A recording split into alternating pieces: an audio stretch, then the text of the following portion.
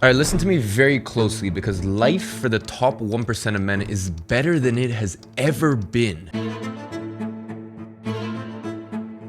And for the other 99% of men, it is more depressing than it has ever been. Because you see, contrary to what they tell you in the media, life for a man is actually quite hard. It's a video game where you start right at the beginning at level 0, and every single day you have to work to level up. You see, because if you don't, some other guy will, and that guy will take the money that could have been yours, the life that could have been yours, and this is going to be very, very, very difficult for you to hear right now, but even the wife that could have been yours. And I really want you to let that sink in. I want you to imagine right now your dream woman. What does she look like? How does she carry herself? What kind of an incredible mother is she to your future children? How proud are you to have her by your side? You have that image in your mind? Okay, cool. Now I want you to imagine her with another guy. Make it graphic, make it sting, make it hurt. Because you just lost your future wife, the future mother of your children, to another man because you decided you're gonna fuck around with some video games while the other guy every single day put one foot forward in front of the other and leveled up and left you behind. That is the cold, harsh reality for men. It is competition 24/7. There is no rest. And that is precisely why you need to become a high value man. Now, there is a big misconception as to what is actually a high value man. And that's because most of the guys that you watch online either don't know what it actually means to be a high value man, or simply have not been in the trenches long enough. You cannot be in the trenches for 2 years and think that you're going to be a high value man. And we'll get onto that in just a second. I'm going to share with you guys 5 things in this video, and all 5 need to be true for you to call yourself a high value man. This is not easy. This is not a thing that you're going to get done in the next 3 weeks or 6 months. This is a commitment. But what other option do you have? Now, the first step in order to become a high value man, and this is really where I see past the facade of a lot of the manosphere community, a lot of the red pill community, a lot of, what used to be the pickup community. The first step is you need to remove any crutches. Let me make something clear. You should be rich. You should have a good body. You should have abundance with women. But if you use those as crutches, well, then you simply can't be high value. Everyone thinks that they're going to get a 6-pack and then, all of a sudden here you are, high value, or they think they're going to get rich. I see this a lot as well. They think, well, once I'm rich, I'm a high value man. No, you're not. Because you need to understand, especially when you're dealing with a certain caliber of guy or a certain caliber of girl, it's a commodity. Everyone has a good body. Everyone's rich. It's expected to even just get into the room. It's a prerequisite. Ladies and gentlemen, I've been uploading publicly on YouTube for 7 years. You can go back to me at 15 years old when I was doing all the things right. I was meditating every single day. I was reading a book a week. I've been doing this self-improvement stuff for as long as I can remember, publicly on YouTube, longer than anyone else I know, and documenting it. And I only felt high value maybe 2 years ago, 18 months ago. I mean, imagine that. I was 19 years old and here I was, multi-millionaire, the girls, the travel, the good body, social status, everything, you name it, I had it. But I still knew I wasn't a high value man. I still knew I wasn't that guy.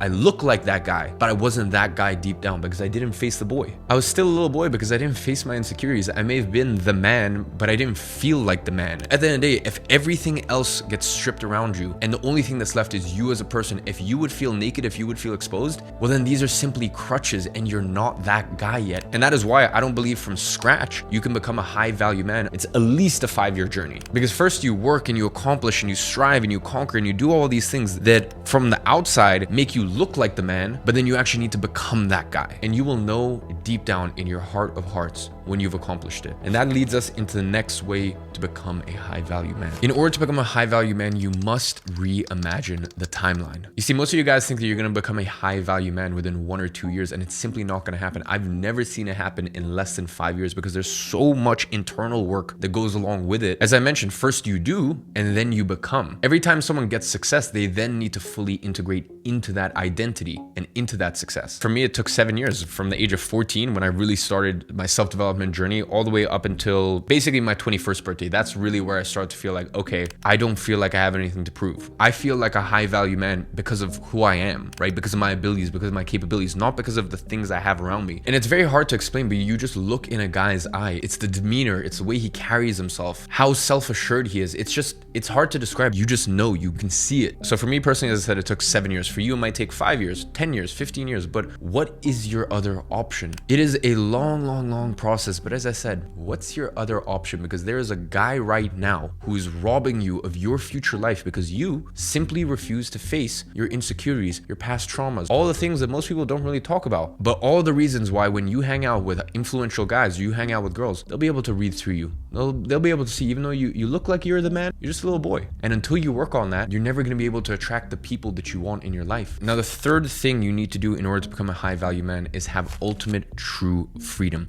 So that means financial freedom, location freedom, and time freedom. Listen to me, I would rather make $100,000 a year and be able to live anywhere in the world, be able to work remotely, and be able to build the systems and processes so that way I have a great team who takes care of it. There's no such thing as passive income. Don't let anyone tell you that, oh, it's just passive income, you just set it and forget it. No, everything breaks down. You know, just like a car, just like the things in your house. When you have things in your life that are tested, that you put volume through, let's say that's even your shoulder, you know, with enough time and not taking care of it, it can blow out, right? It's the exact same thing with your business. Don't think that you can just build something and then just set it and forget it, and it's just gonna spit out money and never break. So there's no such thing as passive income, but there is leveraged income, using leverage in order to find the right people, in order to find the right solutions to actually deliver the service or the product or whatever it is that you're doing. So I would much rather make $100,000 a year and have location and time freedom than make $1 million or hell, even $3 million and be stuck in one city and have someone tell me, hey, at this time you come to office, at this time you have to leave. You don't have a say in when you get to go to the gym, when you get to hang out with your friends. Oh, you got invited on a really fun trip with your friends? Too bad, you already used your vacation days for the year. And the funny thing is, when I say this, people think like office jobs, right? But they're forgetting about the footballers. They're forgetting about the actors. They're forgetting about all the famous people they look up to and think, oh, they have freedom.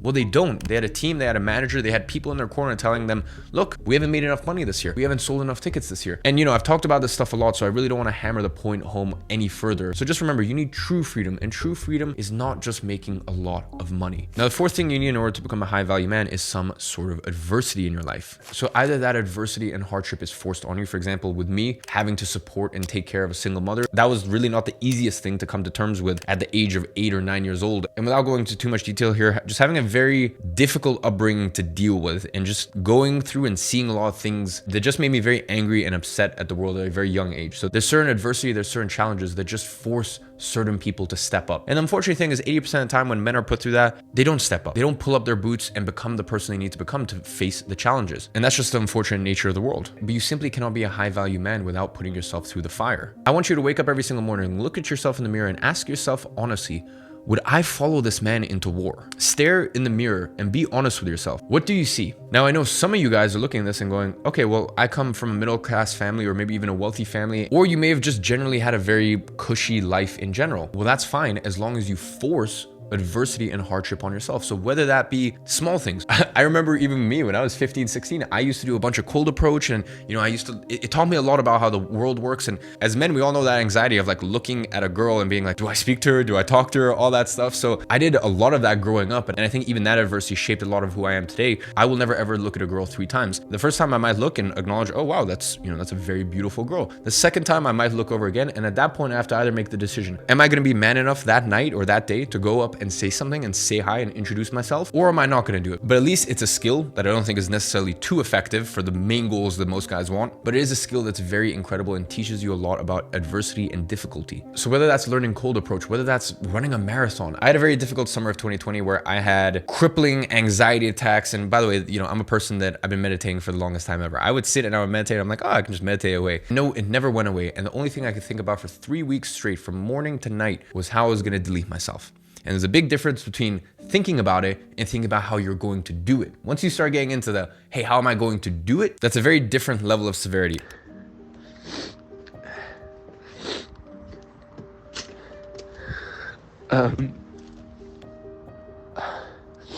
Like over the past 2-3 weeks, I keep waking up with this crippling anxiety. And I just don't feel like myself.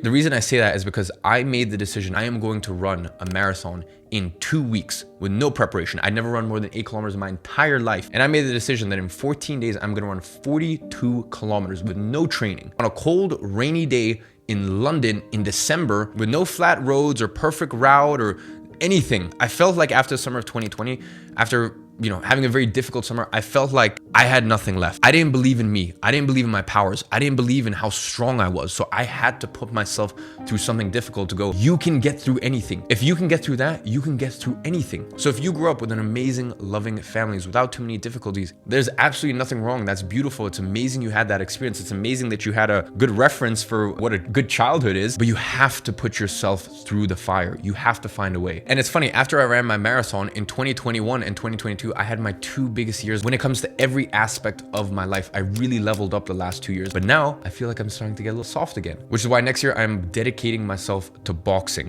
to really committing to the craft, to getting punched in the face over and over and over and putting myself through that adversity. So that way the year after I can have my first proper fight. Just remember that a man that has never been through hardship can never truly be a man that women respect or follow into war. The last thing that you need in order to become a high value man is a strong network. And out of all the things that I listed, I'd say this is the least important and the last piece of the puzzle. You know, a lot of people obsess about networking in their first few years of starting this journey. For me, it was the opposite. I just put my head down, and I'm like, I am going to become an incredible man. I'm going to work on myself. I'm going to do it for more than a decade. And when I pop my head up, the people that I used to look up to or respect, rather than me trying to network with them, they're going to reach out to me, or we're going to get introduced as peers, as equals. And that is exactly what has happened the last 2 years. So that's why I'm saying I believe that this is the 5th and last step of this puzzle, but it is extremely important to have a strong network in your corner. You know, there's a lot of things that money alone simply cannot fix. You need a network. You need a problem solver in your corner. You need people who can protect you, your loved ones, and you need people who can get their hands dirty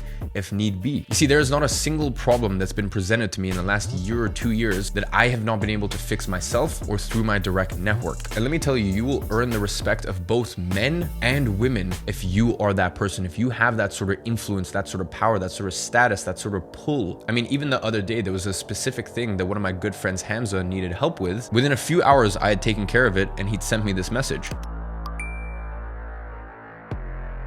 As I said, the world can be very cruel, so once you start winning, you need a network. You know, it's another level to be able to get someone's documents pushed through because you have that level of power in a specific country. It's another level of power to be able to ban someone from a specific venue or specific chain of restaurants because the owner owes you a favor. And it's another level of power when you have people in your corner that make sure that if anyone messes with you or your loved ones, they will face swift and aggressive consequences. And by the way, I don't know what any of this is like. I'm just hypothetically imagining. So anyways, this 5th point is really just the cherry on top. You need to address the first 4 points, and then you can really get onto this 5th point and really become someone that's powerful, influential, and whatever the problem is, either you or the problem solvers in your corner that work directly for you, that owe you favors, they will make sure it's taken care of swiftly and professionally. So ladies and gentlemen, that is the 5 ways how you become a high value man. You don't become a high value man by, you know, making a bunch of money and buying a Lambo and then going to the club and popping bottles. And by the way, all that stuff is okay. You know, maybe 7-8 times a year, I go to a club and I just spend money with a bunch of my friends just because why not? We can. And I buy a bunch of expensive stuff and I live a great life, but I don't think that makes me the man. It's the 5 things that I talked about here that really makes you a top 1% man. Now, these are the 5 things, but in order to accomplish them, you need good habits. So that's why I want you to watch this video next, which are the 3 habits that made me a millionaire at the age of 18. Go check that out, and I will see you guys in the next video.